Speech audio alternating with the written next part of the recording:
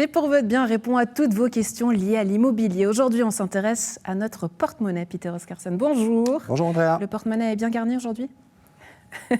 Peut mieux faire. Peut mieux faire, on va le remplir justement et avec ces questions et avec la question qui va s'afficher.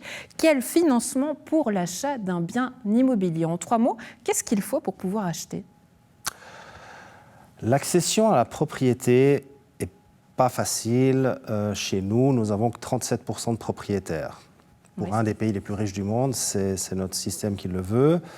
Le bien et les prix immobiliers sont assez élevés.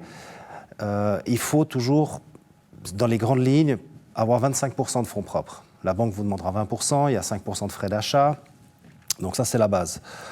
Par la suite, si on emprunte 80% auprès d'une banque, elle va appliquer un taux technique de 5%, plus 1% d'amortissement, plus un autre pourcent d'entretien. Donc on peut être à 5 à 7%. Par rapport justement à ce taux, comment est-ce qu'on fait pour trouver le meilleur investissement? C'est quoi les conseils que vous pouvez nous donner?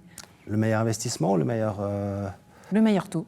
Le meilleur taux, c'est de consulter différentes banques ou de passer par des organismes de recherche hypothécaire. Il y a des entreprises qui le font très bien, qui sont indépendantes et qui vont vous aider. Nous, on recommande, justement, on travaille beaucoup avec ces entreprises qui, elles, ne font que cela, qui vont vous conseiller auprès de différents organismes financiers pour vous trouver le meilleur taux, où il n'y a pas que le taux, mais les meilleures conditions par rapport à votre situation.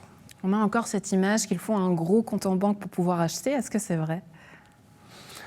Alors, il faut un certain nombre de... Oui, il faut certains moyens quand même. Hein, comme on a parlé, 25% de fonds propres, donc il faut les avoir. On peut les avoir par le biais de sa caisse de pension, en partie. Il faut quand même 10% de ses fonds propres. On peut les avoir...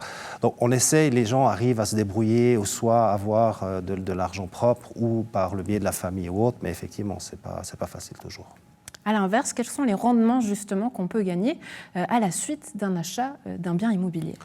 Alors, rendement, là, on parle d'investissement. C'est-à-dire que vous pouvez acheter soit des biens, si vous êtes un investisseur privé, des petits appartements qui pourront, avec des rendements bruts. Alors, je ne sais pas si on va expliquer les rendements bruts maintenant, mais c'est un rapport. Si vous voulez, le rendement brut est un rapport qu'on va être entre 2,5 et 3,5 peut-être pour les appartements, 4 à 5 pour des immeubles.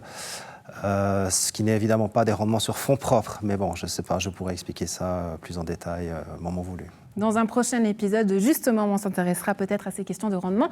Peter Oscarson, merci beaucoup d'avoir été en notre compagnie. À très bientôt. Merci. À la maison, le rendez-vous est pris et c'est pour votre bien revient tout prochainement.